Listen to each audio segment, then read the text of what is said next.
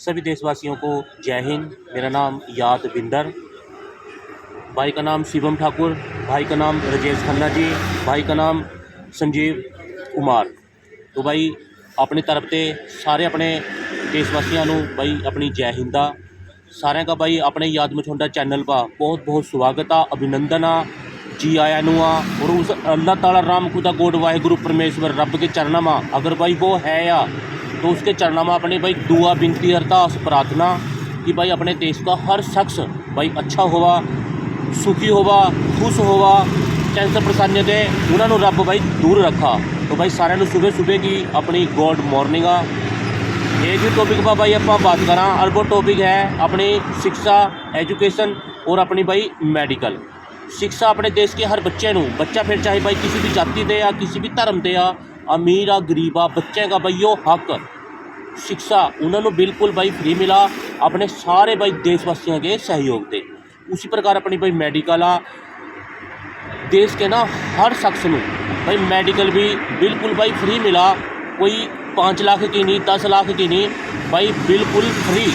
चाहे करोड़ों रुपए का भाई कोटना पड़ जा तो भाई हम तो यही दुआ करेंगे भी किसी को मेडिकल की जरूरत ना पड़ा। लेकिन अपना खान पान आज भी ऐसा हो गया कि अपने शरीर को ना एक इतनी बीमारियों ने घेर लिया कि भाई बच नहीं सकता है आज अपने खान पान के वजह से। तो भाई अगर अपनी बॉडी नू एक मेडिकल की जरूरत पड़ जा तो भाई किसी भी शख्स को बिल्कुल भी डर ना लगा कि हमारी जेबों में पैसे हैं या हमारी जेबों में पैसे नहीं हैं।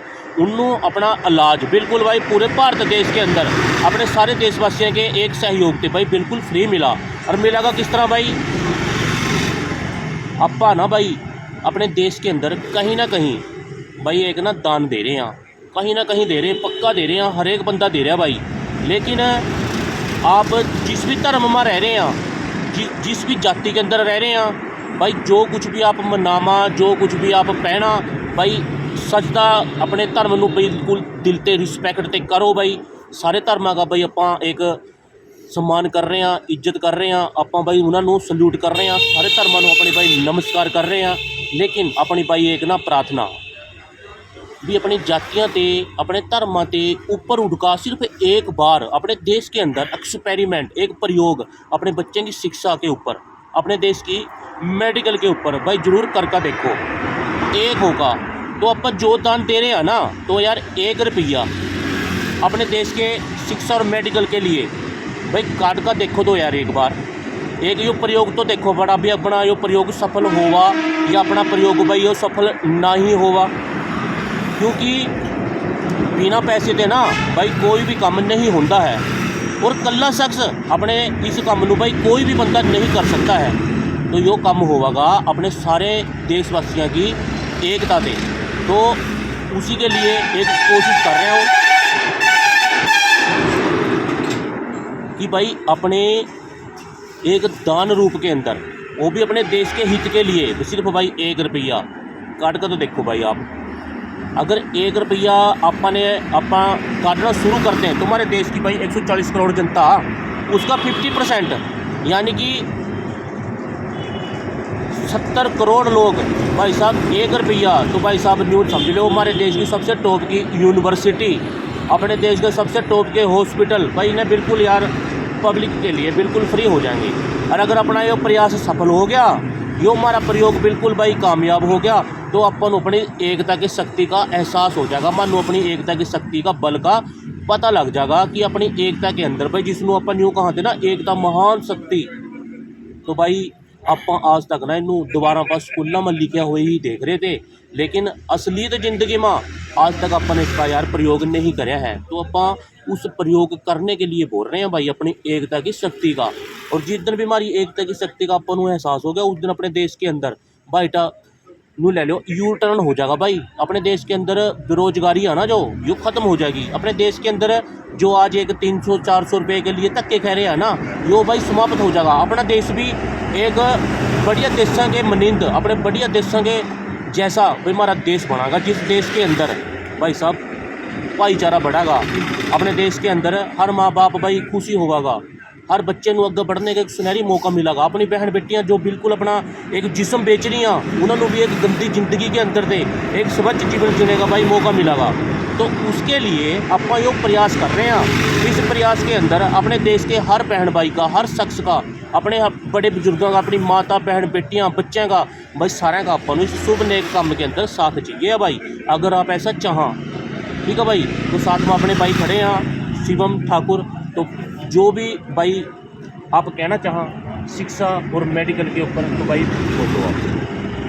ऐसा है जी, शिक्षा और मेडिकल हमारे लिए बहुत ज़रूरी है और ये फ्री होना चाहिए। क्योंकि देखो जी, जो अमीर बंदा है वो तो अपना इलाज करा लेगा क्योंकि उसमें पैसे की कमी नहीं है।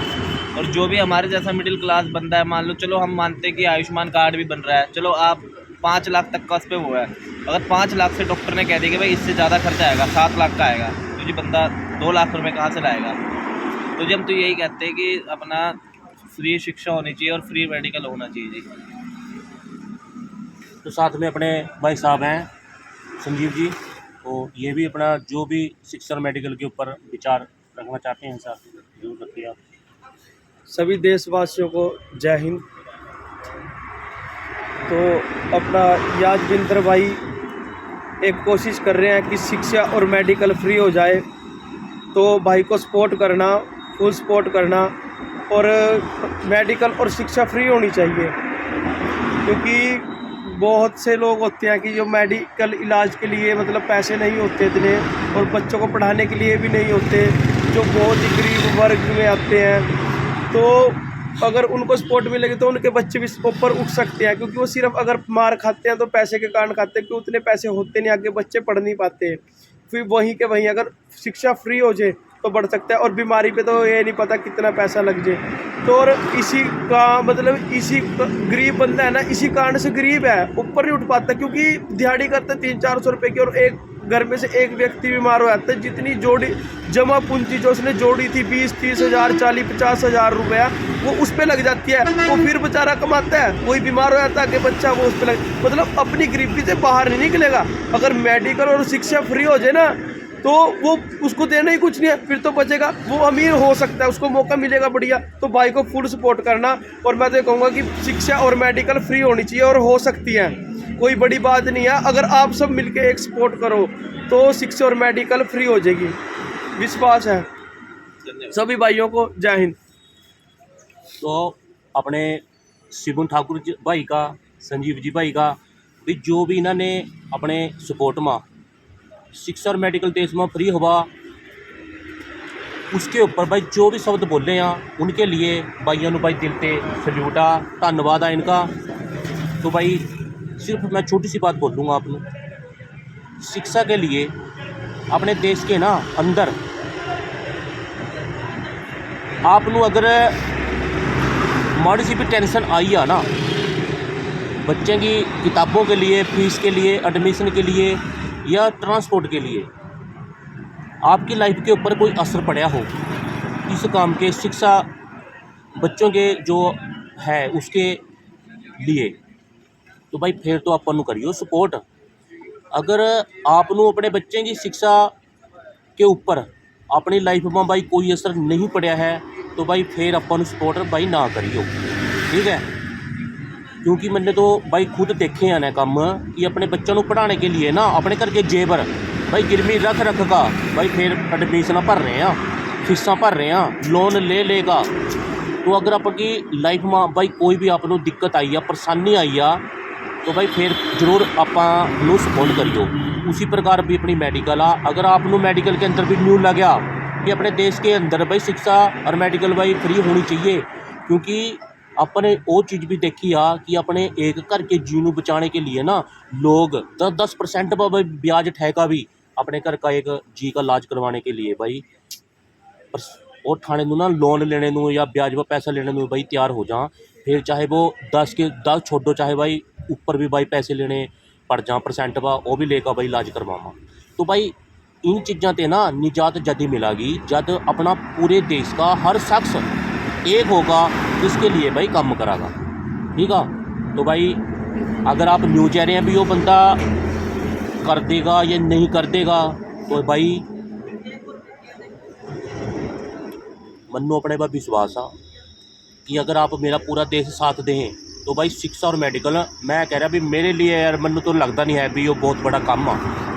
मैनू अपने पूरा कॉन्फिडेंस है भाई, ठीक है। और शिक्षा और मेडिकल और जितने भी हमारे देश में भाई फ्री हो गया, अपन अपनी एकता की शक्ति का पता लग गया। यो बात आपनू अपने देश के अंदर थे नशा भाई नामो निशान मिटा देंगे, इसका नामो निशान, ठीक है। तो अपने देश के अंदर चोरी ठगी बेईमानी रिश्वतखोरियाँ जैसी ना जितनी भी भाई गंदी बुरी बुराइयाँ ना तो नए भी भाई सारी समाप्त होंगी। लेकिन सबसे पहला जो स्टेप है ना अपनी शिक्षा और मेडिकल उसको फ्री करने के लिए अपन को एक होना पड़ेगा। और एक होगा इसके लिए अपन को एक प्रयोग करना पड़ेगा अपनी एकता की शक्ति का। शिक्षा और मेडिकल भाई फ्री होगा तो भाई अगर अपना ये प्रयोग सफल हो गया ना अपने देश के अंदर भाई बिल्कुल सारा कुछ ठीक हो जाएगा। अपने देश के अंदर सारे मुद्दे सारी जितने भी बड़े से बड़े कोई जंग चल रही है ना सारे भाई शांत हो जाएंगे। सारी समस्याओं का हल अपनी एकता के अंदर छुपे होया जब तक अपन इसका प्रयोग नहीं करने के ना मानू पता नहीं लगने का भाई। तो भाई हाथ जोड़ का प्रार्थना अपने पूरे देश की आवाम थे भाई इस बंदे पर यार एक बार भरोसा तो करके देखो। जब तक आप विश्वास भरोसा भाई नहीं करने के भाई जब तक ना आप वो काम नहीं कर सकते हैं। विश्वास होना बहुत ज़रूरी है। तो एक बार यार इस बंदे पर विश्वास अगर आपने मान ले कर लिया क्या हो जाएगा भाई, मैं आपका कुछ ले लूँगा भाई या मैं आपका कोई कब्जा कर लूँगा किसी ज़मीन जायदाद के ऊपर। लेकिन अगर आपने विश्वास कर लिया अपने देश के अंदर भाई एक बहुत ही अच्छा माहौल बनागा, ठीक है। तो उसके लिए आप पते हाथ जोड़ का एक प्रार्थना कर रहा हूँ कि इस भाई के ऊपर जिसका नाम याद मछोंडा उसके ऊपर एक बड़ी विश्वास भरोसा करके भाई जरूर देखो। जो आप पता है ना मैं हाथ जोड़ का आपके खुद के बच्चों के लिए खुद की आपकी फैमिली के लिए जो आपके सबसे बड़े शुभ चिंतक हैं आपके माता पिता उसके लिए जिसके आप सबसे बड़े शुभ चिंतक हैं अपने फैमिली परिवार बच्चों के, तो मैं उसके लिए आपसे हाथ जोड़ कर प्रार्थना कर रहा कि अपनी इस वीडियो को स्किप किए बिना भाई ज़्यादा से ज़्यादा इस वीडियो में देखो ताकि अपना वॉच टाइम पूरा हो। और अगर अपने विचारों से सहमत हाँ अच्छे लगा आपनों तो फिर इस वीडियो में ज़्यादा से ज़्यादा शेयर करो, लाइक करो, कमेंट करो और याद मछोंडा चैनल में भाई सबसक्राइब करो। जय हिंद। तो सारे अपने भाई देशवासियों अपने यूट्यूब फैमिली नू अपने बड़े बुजुर्गों नू अपनी माता बहन बेटियां अपने बच्चे अपने देश के हर धर्म जाति के अपने बहन भाइयों नू जो भी अपने बहन भाई बाहर विदेशों में भाई किसी भी भाई देश के विदेशों में किसी भी भाई कोने में रह रहे हैं तो उन्होंने सारे भाई अपने हाथ जोड़ का बारंबार यो ही प्रार्थना कि एक बारी दिल से भाई अपन सपोर्ट करो। और आपका सारे का भाई जो भी अपन सपोर्ट कर रहे हैं दिल से आपका बहुत बहुत धन्यवाद आ। तो सारे अपनी भाई जय हिंद। जय हिंद।